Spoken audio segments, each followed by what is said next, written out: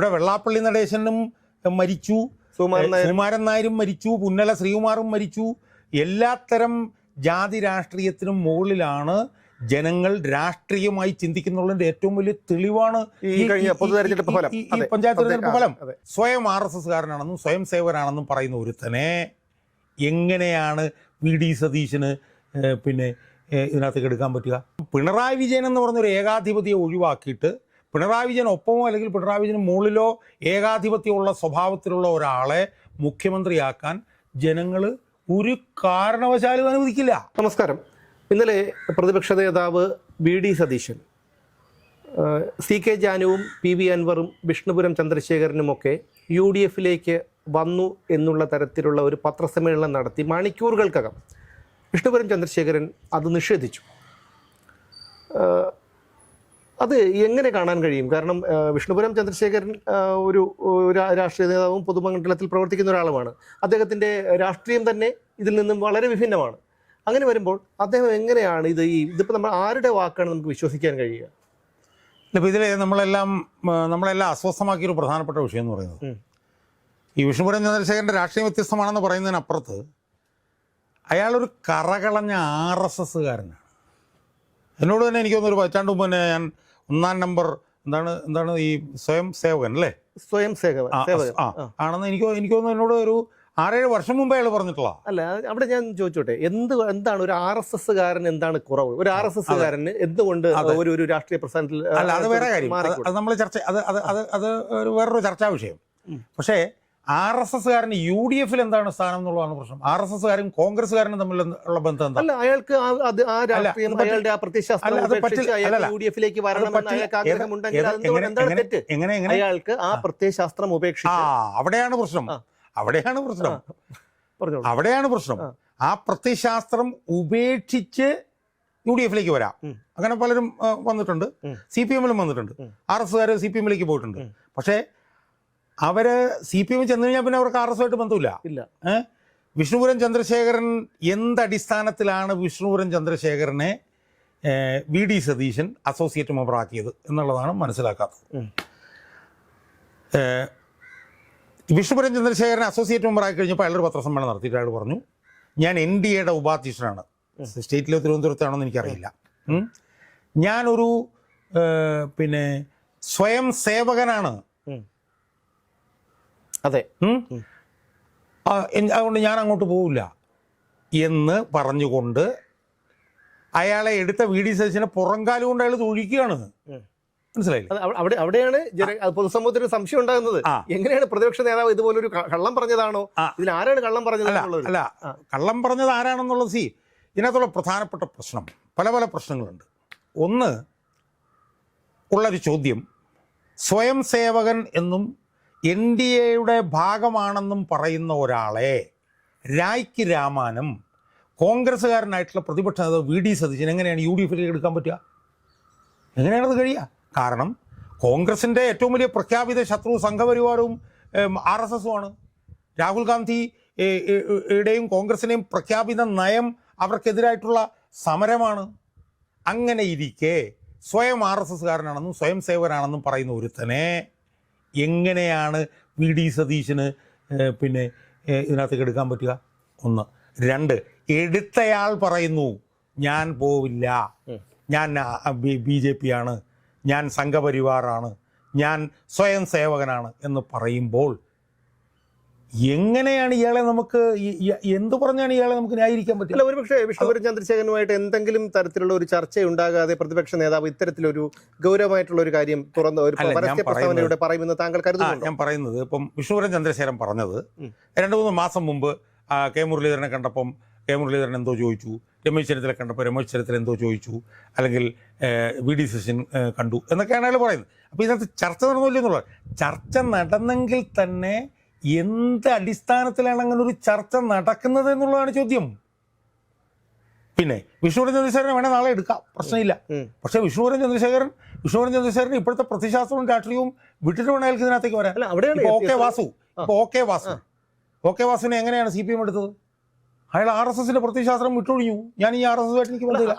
അതാണ് ഈ വിഷ്ണുപുരം ചന്ദ്രശേഖരൻ UDF-ലേക്ക് വരുമ്പോൾ അത് ആ പ്രത്യയശാസ്ത്രത്തെ അവിടെ ഉപേക്ഷിച്ചിട്ടാണ് വരുന്നതെങ്കിൽ എന്നുള്ളൊരു ധാരണയുടെ പുറത്തായിരുന്നെങ്കിലോ? അല്ല, അതെങ്ങനെയാണ് അങ്ങനെ ആവുന്നത്? അങ്ങനെ അല്ലെന്നുള്ളത് ഇപ്പോൾ ഒഴിഞ്ഞില്ലേ?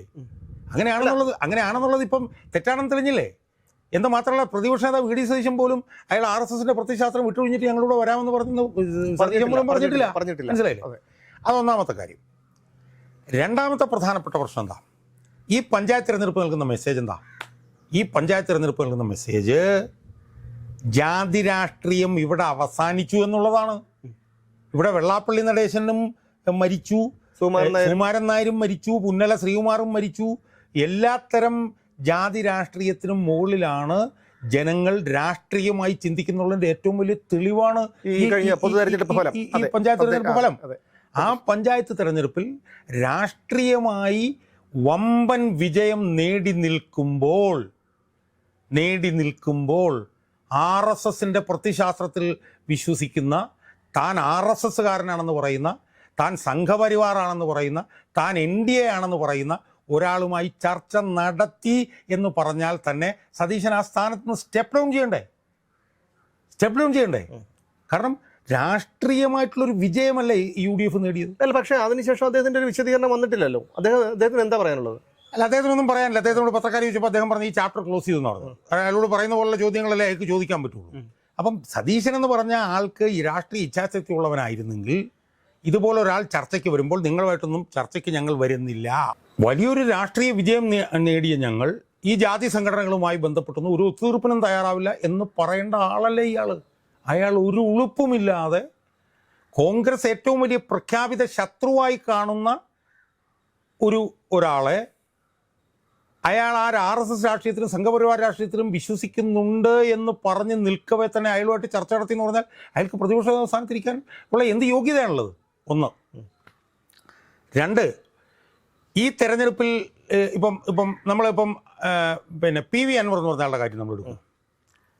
അയാൾ കഴിഞ്ഞ ഉപതെരഞ്ഞെടുപ്പ് എൻ്റെ ഘട്ടത്തിൽ, നിലമ്പൂർ ഉപതെരഞ്ഞെടുപ്പിൻ്റെ ഘട്ടത്തിൽ അയാളെ കൂടെ നിർത്തുന്നതാണ് UDFന് ഏറ്റവും വലിയ ഗുണം എന്നുള്ളതായിരുന്നു എല്ലാ UDF നേതാക്കന്മാരുടെയും ധാരണ, ഐക്യകണ്ഠേനയുള്ള. അന്ന് ഇയാളുടെ ഒരൊറ്റ പിടിവാശി കൊണ്ടാണ് അയാളെ അപ്പുറത്ത് മാറ്റി നിർത്തിയത്. അയാൾ ഒരുമിച്ച് നിർത്തിയിരുന്നെങ്കിൽ ഒരു 10-35,000 ഭൂരിപക്ഷം കിട്ടിയാൽ, അത് 10-17,000 ഭൂരിപക്ഷമായിരുന്നു. അവസാനം അയാളെ കഴിഞ്ഞ 6 മാസം പരിപൂർണമായി നിശബ്ദനാക്കി ഇയാൾ. അല്ല, വളരെ വളരെ മോശപ്പെട്ട രീതിയിൽ അവഗണിച്ചു കളയുകയാണ് ചെയ്തത്. അയാൾ 5-6 മാസം പൂർണ്ണ നിശബ്ദനായിരുന്നിട്ട് അയാളെ ഇങ്ങോട്ട് എടുത്തു. അപ്പോൾ അതിൻ്റെ അർത്ഥം എന്താണ്? തനിക്കേറാൻ മൂളികളെ മതി, തൻ്റെ കാൽച്ചൂട്ടിൽ നിൽക്കുന്നവരെ തനിക്ക് മതി എന്ന് പറഞ്ഞുകൊണ്ട് ഒരു ഏകാധിപതിയാവാനാണ് ഇയാൾ ശ്രമിച്ചുകൊണ്ടിരിക്കുന്നത്. നമ്മളെന്താ ഇവിടെ നടത്തുന്ന സമരം? നമ്മൾ നടത്തുന്ന സമരം ഒരു ഏകാധിപതിയെ ഒഴിവാക്കാൻ വേണ്ടിയിട്ടുള്ള സമരം നമ്മൾ നടത്തിക്കൊണ്ടിരിക്കുന്നത്. പിണറായി വിജയൻ. അപ്പം പിണറായി വിജയൻ എന്ന് പറഞ്ഞൊരു ഏകാധിപതിയെ ഒഴിവാക്കിയിട്ട് പിണറായി വിജയൻ ഒപ്പമോ അല്ലെങ്കിൽ പിണറായി വിജയന് മുകളിലോ ഏകാധിപത്യമുള്ള സ്വഭാവത്തിലുള്ള ഒരാളെ മുഖ്യമന്ത്രിയാക്കാൻ ജനങ്ങൾ ഒരു കാരണവശാലും അനുവദിക്കില്ല. ഒരു കാരണവശാലും. ഇനി എനിക്ക് സതീശനെ ഉൾപ്പെടെയുള്ള ആളുകളെ ഓർമ്മിപ്പിക്കാൻ വേറൊരു കാര്യമുണ്ട്. ഏതാണ്ട് ഒരു വർഷത്തിന് മുമ്പ്, എനിക്ക് 2024 നിയമസഭാ തെരഞ്ഞെടുപ്പ് കഴിഞ്ഞപ്പോഴാണ്, ലോക്സഭാ തെരഞ്ഞെടുപ്പിലാണ് കഴിഞ്ഞപ്പോഴാണെന്ന് എനിക്ക് തോന്നുന്നു, കേരള പ്രവാസി പാർട്ടി എന്നും പറഞ്ഞിട്ട് ഒരു പാർട്ടി, ആ പാർട്ടിയുടെ നേതാവ് ഒരു വെള്ളപ്പളത്തിൽ രാജേന്ദ്രൻ എന്ന് പറഞ്ഞിട്ടൊരു ഗൾഫ് എന്നുള്ളൊരു വ്യവസായി, അയാൾ 2021 മറ്റോ കേരള പ്രവാസി പാർട്ടി എന്ന് പറഞ്ഞൊരു പാർട്ടി ഇവിടെ എല്ലാ ജില്ലയിലും ഒന്നുണ്ടാക്കി. ഒരു സുപ്രഭാതത്തിൽ, അന്ന് MMS ആയിരുന്നു UDF കൺവീനർ. ഒരു UDF യോഗം കഴിഞ്ഞതിന് ശേഷം ഈ വെള്ളപ്പലത്ത് രാജേന്ദ്രനെ ഞങ്ങൾ UDFൽ എടുത്തു എന്ന് പറഞ്ഞിട്ട് ഒരു പ്രഖ്യാപനം. അന്ന് ശക്തമായി വീഡിയോ ഒക്കെ ചെയ്തുകൊണ്ട് ഞാൻ രംഗത്ത് വന്നതാണ്. നമുക്കറിയാം, അന്ന് UDFലേക്ക് ചേരാൻ വേണ്ടിയിട്ട് അപേക്ഷ കൊടുത്തിട്ട് 4-5 വർഷം, 5-6-7 വർഷക്കാലമായി നിൽക്കുന്ന രാഷ്ട്രീയ പാർട്ടികളുണ്ടായിരുന്നു. ഇപ്പോൾ ഫോർവേഡ് ബ്ലോക്ക് എന്ന് പറഞ്ഞ പാർട്ടി, എനിക്കൊന്നൊരു 6-7 വർഷം പുറത്തു നിന്നിട്ടാണ് അയാളെ UDFലേക്ക് എടുത്തത്.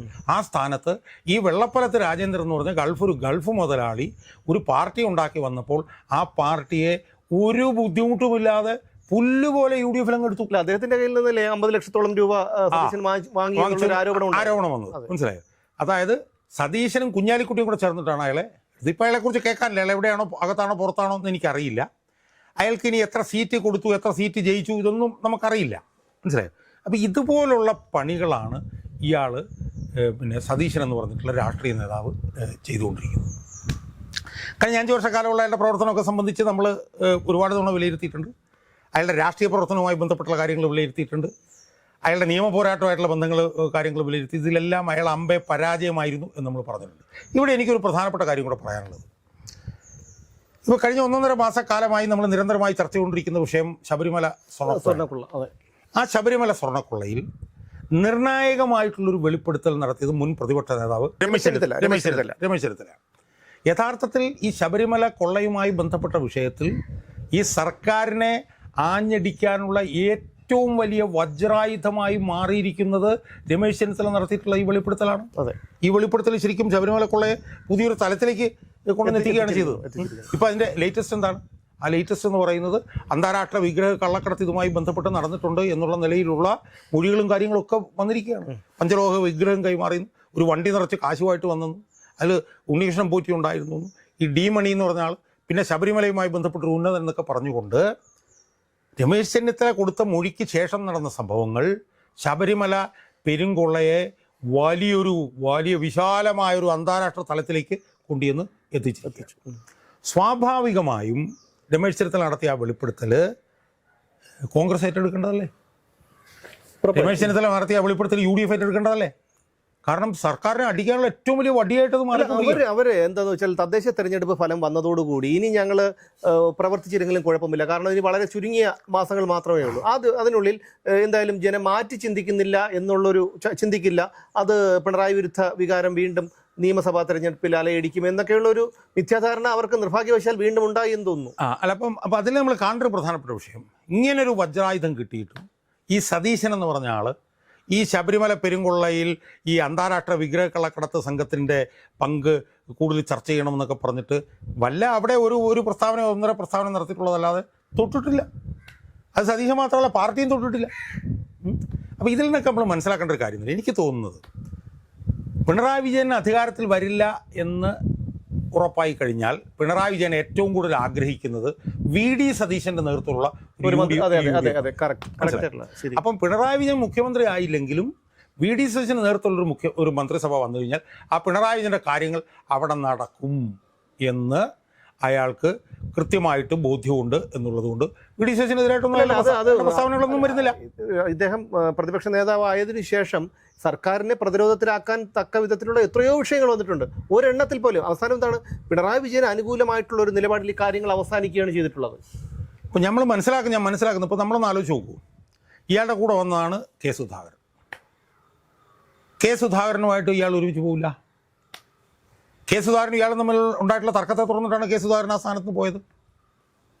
ഇന്ന് കോൺഗ്രസ്സുകാരെ എല്ലാവരും ആഗ്രഹിക്കുന്ന സുധാകരൻ KPC പ്രസിഡന്റ് ആയിരുന്നെങ്കിൽ എത്ര നന്നായിരുന്നു എന്നാണ് അവർ ആഗ്രഹിക്കുന്നത്. ആ സ്ഥാനത്ത് വന്നത് സണ്ണി ജോസഫ് എന്ന് പറഞ്ഞ ആളാണ്. അപ്പോൾ കെ സുധാകരൻ ഇയാളുമായിട്ടുള്ള പ്രദേശത്തിന് പുറത്ത് പോകുന്നു. മാധ്യമങ്ങളെ എപ്പോൾ കണ്ടാലും അവരുമായിട്ട് തമ്മിലടി മാത്രമാണ് അയാളുടെ പരിപാടി. കാരണം മാധ്യമങ്ങൾ എപ്പോഴും ഹോസ്റ്റലായിരുന്നു. പക്ഷേ ആ മാധ്യമങ്ങളോടെല്ലാം തമ്മിലടിക്കുകയാണ് ഇയാളുടെ പ്രധാനപ്പെട്ട പരിപാടി. ഇന്നും അയാൾ ഈ വിഷ്ണുപുരം ചന്ദ്രശേഖരനെ ചോദിച്ചത് ഇല്ലല്ലോ, അത് ക്ലോസ്ഡ് ചാപ്റ്ററാണ്, അതെന്നോട് ചോദിക്കേണ്ട എന്ന് പറയുന്നു. അത് ഏകദേശം പിണറായി ശൈലിയാണത്. അതുപോലെ തന്നെ പിന്നെ കെ സുധാകരനുമായിട്ട് പരസ്യമായിട്ടുള്ള തർക്കങ്ങൾ, കെ സുധാകരനുമായിട്ട് അയാൾ ചേരുന്നില്ല. സണ്ണി ജോസഫായിട്ട് അയാൾക്ക് ചർച്ചയുണ്ടോ? ഇല്ല. സണ്ണി ജോസഫായിട്ടും മൂട്ടറുടക്കാണ്. KC വേണുഗോപാലുമായിട്ട് അയാൾ തർക്കത്തിലാണ്. അതാണ് നേരത്തെ പറഞ്ഞ ഏകാധിപത്യ മനോഭാവത്തോടുകൂടിയുള്ള. ഇനി വേണുഗോപാലുമായിട്ടുള്ള തർക്കത്തിലാണെന്ന് പറയാൻ കാര്യം എന്നറിയോ? ഈ തദ്ദേശ ഭരണ സ്ഥാപന തെരഞ്ഞെടുപ്പിലെ ഭാരവാഹികളുടെയൊക്കെ തെരഞ്ഞെടുപ്പ്, മേയർ സ്ഥാനത്തൊക്കെ തെരഞ്ഞെടുപ്പൊക്കെ വന്നപ്പോൾ ഇയാളുടെ പ്രസ്താവന എടുത്ത് എന്താണെന്നറിയോ? ആരെയും കെട്ടിയിറക്കുന്നതിനെ യോജിക്കില്ല. കെട്ടിയിറക്കുന്നതിനോട് യോജിപ്പില്ല എന്ന് പറഞ്ഞതിൻ്റെ അർത്ഥം എന്താ? നാളെ വേണുഗോപാലിനെ കെട്ടിയിറക്കിയാൽ അതിന് യോജിപ്പില്ല, അത് ആദ്യം മുൻകൂറായിട്ട് അപ്പം കെ സുധാകരനോട് അയാൾക്ക് പ്രശ്നം, അയാൾക്ക് സണ്ണി ജോസഫിനോട് പ്രശ്നം, അയാൾക്ക് KC വേണുഗോപാലിനോട് പ്രശ്നം, അയാൾക്ക് അല്ലേ തന്നെ രമേശ് ചെന്നിത്തലയോട് പ്രശ്നം, ഇവരുമായിട്ടെല്ലാം പ്രശ്നം. തെരഞ്ഞെടുപ്പ് കാലത്ത് അയാൾ എന്താ ചെയ്തത്? CPMൻ്റെ കക്ഷത്തിൽ കൊണ്ടും തല കൊടുത്തിട്ട് രാഹുൽ മാങ്കൂട്ടത്തിൻ്റെ വിഷയമാണ് അയാൾ എടുത്തുകൊണ്ട് നടന്നത്. അല്ലാതെ ശബരിമല കൊള്ളയെല്ലാം എടുത്തുകൊണ്ട് നടന്നത്. അപ്പോൾ ഇതിൻ്റെയൊക്കെ പശ്ചാത്തലത്തിൽ നമുക്ക് കൺക്ലൂഡ് ചെയ്യാവുന്ന ഒരു കാര്യമേ ഉള്ളൂ, പിണറായി വിജയൻ മുഖ്യമന്ത്രി ആയില്ലെങ്കിൽ നമ്മൾ മനസ്സിലാക്കേണ്ടതാണ്. പിണറായി വിജയനും സതീശനും നമ്മൾ കമ്പയർ ചെയ്ത് നോക്കൂ. പിണറായി വിജയൻ പോലും 2006 മുഖ്യമന്ത്രി ആവേണ്ടിയിരുന്ന ആൾ 2016 അയാൾ മുഖ്യമന്ത്രി ആയത്. 10 വർഷം മാറി നിന്നിട്ടാണ് അയാൾ മുഖ്യമന്ത്രിയായത്. ആ സ്ഥാനത്ത് വി ഡി സതീശനോ? വി ഡി സതീശൻ 5 പ്രാവശ്യം MLA കഴിഞ്ഞ് നേരെ വന്നു പ്രതിപക്ഷ നേതാവായി അങ്ങ് പോവുകയാണ് ചെയ്തത്. മനസ്സിലായില്ലേ? ഇനി 2016 വി ഡി സതീശൻ്റെ റോൾ എന്തായിരുന്നു? 2016 UDF സർക്കാരിനെ താഴെ ഇറക്കിയ ഏറ്റവും പ്രധാന റോൾ എടുത്തതിൽ ഒരാൾ വി ഡി സതീശനായിരുന്നു. ഹരിത MLA-മാരെന്നും പറഞ്ഞുകൊണ്ട്. മനസ്സിലായി? ഇപ്പോഴും അയാൾ UDFൻ്റെ സാധ്യതകളെ ഇല്ലാതാക്കാനുള്ള പണിയാണ് അയാൾ ചെയ്യുന്നത്. അതിലേറ്റവും പുതിയത്, അതുകൊണ്ട് ഇനിയും നടക്കുമെന്നുള്ളതുകൊണ്ടായിരുന്നു, ഏറ്റവും പുതിയ ഉദാഹരണമാണ് ഈ വിഷ്ണുപുരം ചന്ദ്രശേഖരൻ എന്ന് പറയുന്ന സംഘപരിവാറുകാരനെ, വിഷ്ണുപുരം ചന്ദ്രശേഖരൻ എന്ന് പറയുന്ന സ്വയം സേവകനെ, വിഷ്ണുപുരം ചന്ദ്രശേഖരൻ എന്ന് പറഞ്ഞ NDA-യോടൊപ്പം നിൽക്കുന്നത്. അയാൾ എന്താ വന്നിട്ട് പറയുന്നത്? അയാൾ പറയുന്നത് എനിക്ക് NDA-യുമായിട്ട് പ്രശ്നങ്ങളുണ്ട്, എനിക്ക് BJP-യായിട്ട് പ്രശ്നങ്ങളുണ്ട്, പക്ഷെ അത് അവരുമായിട്ട് പറഞ്ഞ് ചർച്ച ചെയ്ത് തീർക്കാനാണ് ഞാൻ ശ്രമിക്കുന്നത്. മനസ്സിലായോ? എനിക്ക് എന്താ രാജീവ് ചന്ദ്രശേഖറിൽ എനിക്ക് വിശ്വാസമുണ്ട്, അതുകൊണ്ട് അടുത്ത മീറ്റിങ്ങിൽ ഞാനത് പറയും, അവരുമായിട്ട് പറഞ്ഞ് ചർച്ച ചെയ്യാനാണ് ഞാൻ ശ്രമിക്കുന്നത് എന്ന് പറഞ്ഞുകൊണ്ടിരിക്കുന്ന ഒരാളെ ഞങ്ങൾ അയാളുമായിട്ട് ചർച്ച നടത്തി എന്ന് പറഞ്ഞാൽ പോലും മനസ്സിലാക്കാം. അയാളെ അസോസിയേറ്റ് മെമ്പറായിട്ട് എടുത്തു എന്ന് ഈ വി ഡി സതീശൻ പത്രസമ്മേളനത്തിൽ പ്രഖ്യാപിക്കുകയാണ്. സുഹൃത്തുക്കൾ, നമ്മളൊന്ന് ആലോചിച്ചു, എത്ര ഭീകരമായിട്ടുള്ള അവസ്ഥയാണ്. എന്നിട്ട് അയാൾ പുറംകാലം കൊണ്ട് തൊഴിച്ചു കഴിഞ്ഞപ്പോഴത്തേക്കും പിന്നെ ആ അധ്യായം അവസാനിപ്പിച്ചു എന്നാണ് ഞാൻ പറയുന്നത്. അപ്പം അതുകൊണ്ട് നമ്മൾ കൂടുതൽ ചർച്ച ചെയ്യുന്നില്ല, ഇനി കാര്യമില്ല. സമഗ്രമായൊരു വിജയം UDF-ന് ജനങ്ങൾ ഈ 9-11 തെരഞ്ഞെടുപ്പുകൾ ദിവസങ്ങൾ നടന്ന തെരഞ്ഞെടുപ്പുകളിൽ കൊടുത്തിരിക്കുകയാണ്. ഇത് ഫലപ്രദമായി ഉപയോഗിച്ചില്ലെങ്കിൽ നമ്മൾ പിണറായിയെ 3.0 എന്ന് പറഞ്ഞ് കാണേണ്ടി വരും എന്നുള്ളത് വ്യക്തമാണ്. അതിൽ തന്നെ ഒരു സംശയവും വേണ്ട, വി ഡി സതീശൻ്റെ നേതൃത്വത്തിലാണ് അടുത്ത തെരഞ്ഞെടുപ്പിലേക്ക് പോകുന്നതെങ്കിൽ, ഞാൻ ഒന്നുകൂടി പറയുന്നു, ഒരു സംശയവും വേണ്ട, പിണറായി വിജയനെ നമുക്കൊന്നുകൂടി ഇവിടെ കാണാൻ കഴിയും. ഇനി പിണറായി വിജയന് ഒരു കാരണവശാലും മുഖ്യമന്ത്രിയാകാൻ കഴിയില്ല, ജയിക്കില്ല എന്നുള്ള ഉറപ്പ് വന്നാൽ പിണറായി വിജയനെ പണിയെടുക്കുന്നത് വി ഡി സതീശനെ മുഖ്യമന്ത്രിയാക്കാൻ വേണ്ടി ആയിരിക്കും എന്നുള്ളത് ഇനിയെങ്കിലും നമ്മൾ മനസ്സിലാക്കിയാൽ നമുക്ക് നല്ലത് എന്നാണ് എനിക്ക് സൂചിപ്പിക്കുന്നത്. തീർച്ചയായും ഒരു മുഖ്യമന്ത്രി എങ്ങനെയായിരിക്കരുത് എന്ന് നമുക്ക് കാണിച്ചു തന്നയാളാണ് പിണറായി വിജയൻ. ഒരു പ്രതിപക്ഷ നേതാവ് എങ്ങനെയായിരിക്കരുത് എന്ന് നമുക്ക് കാണിച്ചു തന്നയാളാണ് വി ഡി സതീശൻ.